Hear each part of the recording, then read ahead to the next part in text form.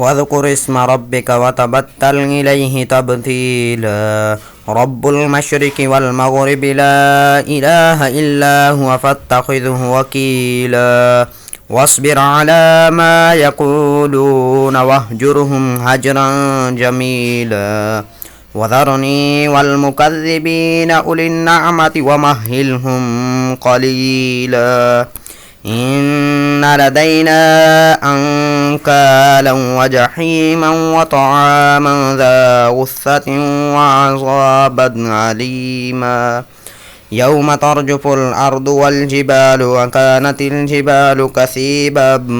مهيلا إنا أرسلنا إليكم رسولا شاهدا عليكم كما أرسلنا إلى فرعون رسولا فعصى فرعون الرسول فأخذناه أخذا وبيلا فكيف تتقون إن كفرتم يوما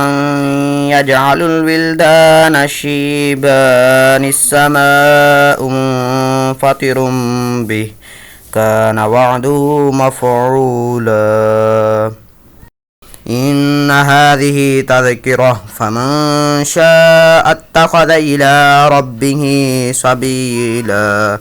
إن ربك يعلم أنك تقوم أدنى من ثلثي الليل ونصفه وثلثه وطائفة من الذين معك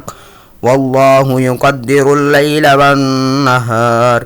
علم أن لن تحصوه فتاب عليكم فاقرؤوا ما تيسر من القرآن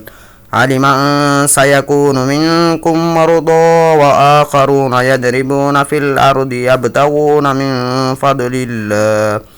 وآخرون يقاتلون في سبيل الله فاقرؤوا ما تيسر منه وأقيموا الصلاة وآتوا الزكاة وأقرضوا الله قرضا حسنا